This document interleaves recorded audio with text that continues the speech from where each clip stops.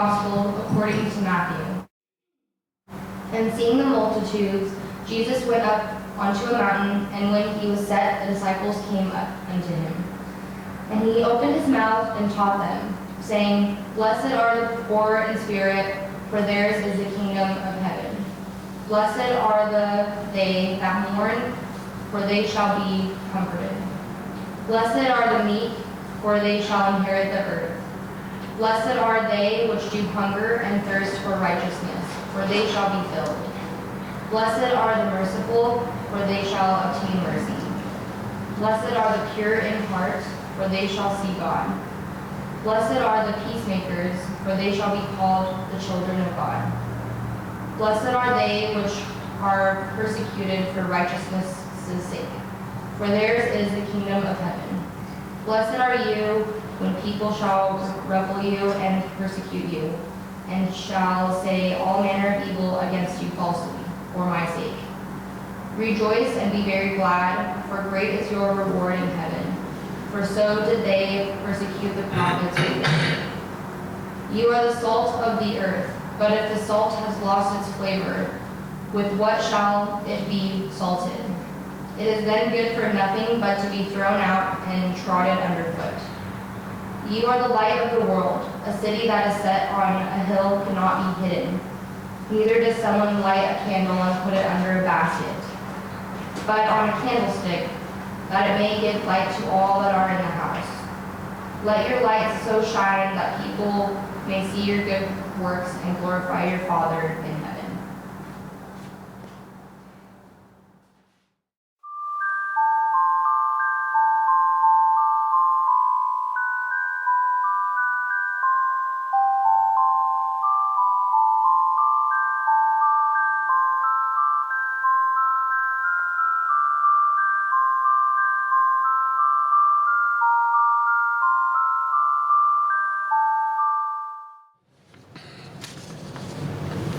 This morning's reading is from the prophecy on the golden age of light and the nation of nations.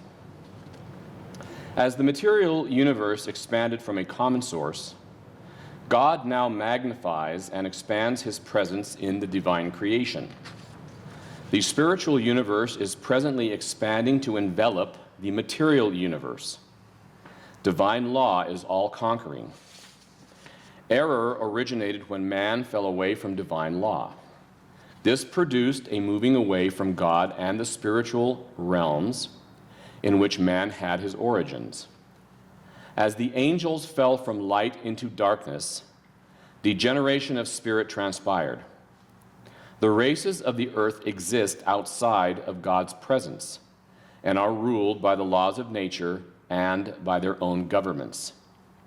Thus, the races are enslaved to erroneous ways which lead to impermanence, suffering, and death. Nothing is good or immortal outside of the realms of God. By having drawn away from the divine substance, man has deprived himself of his divine nature and has become a lost soul bound to the rule of nature. Man thus lives in a world of illusion, images of images, an unreal state of being subject to continual change in the environment. Because he is weak and lacks spiritual understanding, he requires instruction. For this reason, the school has been formed in God's thought, so that mankind may regain knowledge of the revealed teachings. No earthly government is a divine institution ordained of God. Laws are formulated to protect life and property and to allow prosperity and happiness for all. Civil laws serve the state and help perpetuate its system of government. Oftentimes, these laws are impressed on other states against their will. State-owned religions, those endorsed by government or those acknowledged by the civil population, are also motivated to material ends in the names of their founders or in the name of God. Yet these governments and civil religions are of the earth and serve society in its material life. Wars are tolerated by governments and religions alike, But no good comes from war. No existing state government, no existing religion can prevent the terrible bloodshed resulting from civil strife among the races of the world. There is no holy cause for conflict. God has never intended for the races of man to war against one another. Therefore, God has ordained that the world be reconstructed and made good. All races are obliged by the divine presence to do away with killing. The only remedy for survival is for man to return to the divine order. Only by following divine order can man and the world become divine, so God will walk with man again. Only true religion infused with God's image and word can restore the world to a golden age of peace and brotherhood. It is essential that man collect together under civil law and social order, where freedom of religion is extended, such as in America. Where religious freedom exists, the enlightened will seek to collect together for spiritual expression under God. If there be no freedom of person, then God's divine law cannot be expressed by humanity. Let the church resist of all evils any nation or law that denies spiritual freedom. The spiritual nation and its citizens, no matter how few in number, will grow and prosper if they devote themselves to the way revealed of God. Each citizen is to be an ordained minister, pledged to uphold religious freedom for all people everywhere. God extends to the ministry of the Second Advent Church judgmental powers to be used against evil, those nations or peoples that deny religious freedoms or persecute citizens of the church or nation. The inner powers of the Son will respond to the liturgical appeal and judge harshly the wicked, as God has ordained. The church or nation is to be an institution of truth that will allow mankind to live under the new laws of God, divine laws impressed upon the human soul.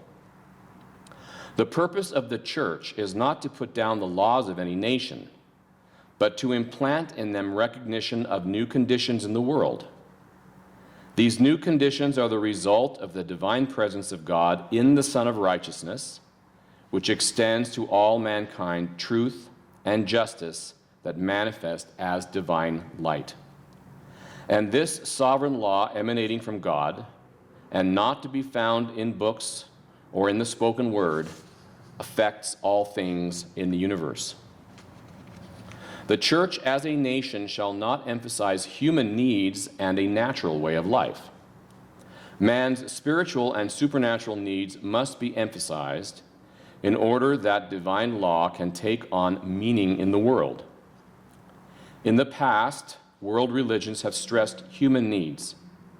However, state and secular institutions are better suited to care for human requirements. Religion must function as an instrument of God that provides the spirit of humanity the opportunity to express itself on earth.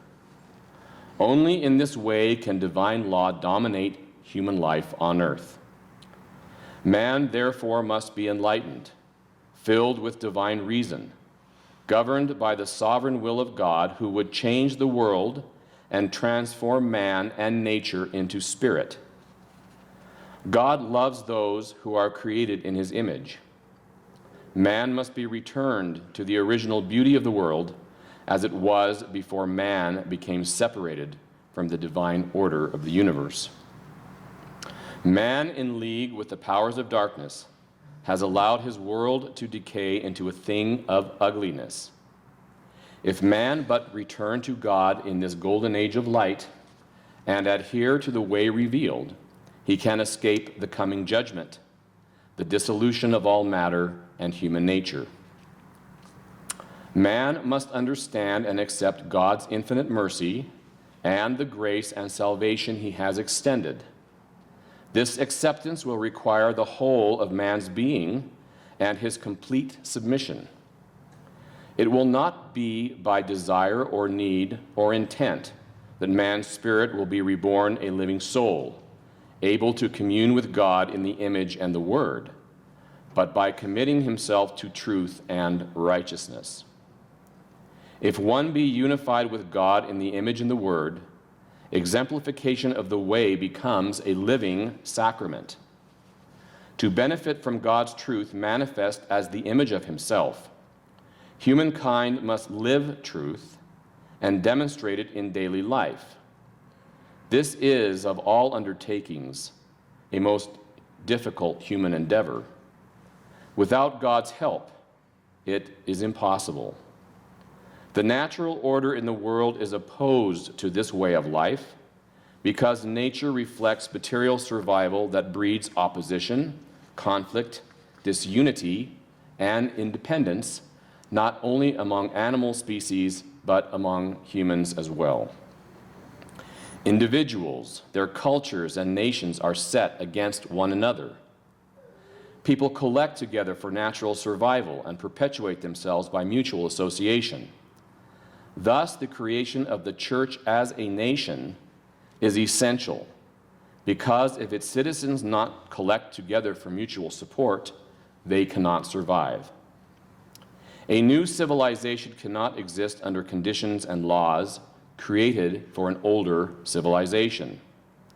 The new civilization must create a social order based on its spiritual needs. If the old enforce its ways by use of civil and religious laws, the new will die, as did the followers of Jesus and the Essene order. The early church was absorbed into the natural social order of the world. Its members were forced to conform so that none could live in accordance with the revealed teachings given by Jesus and interpreted by him. However, in this golden age of light in which God's judgment is upon the world, the old race must perish to make way for the new. A new spiritual nation, now in infancy, must be created.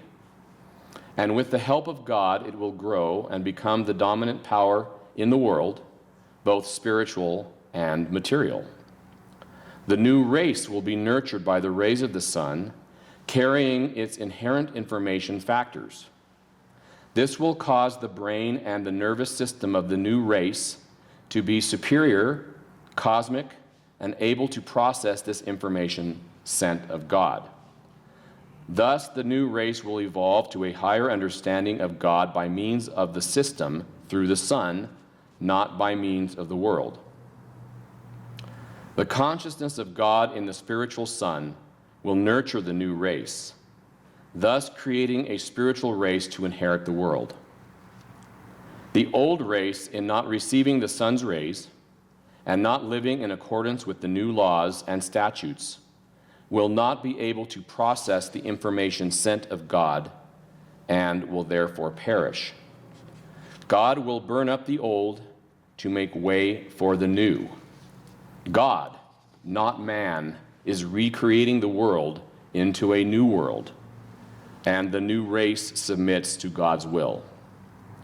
God has willed that all created life be presently under judgment. For this reason, the human race is bound by God's will to live in community.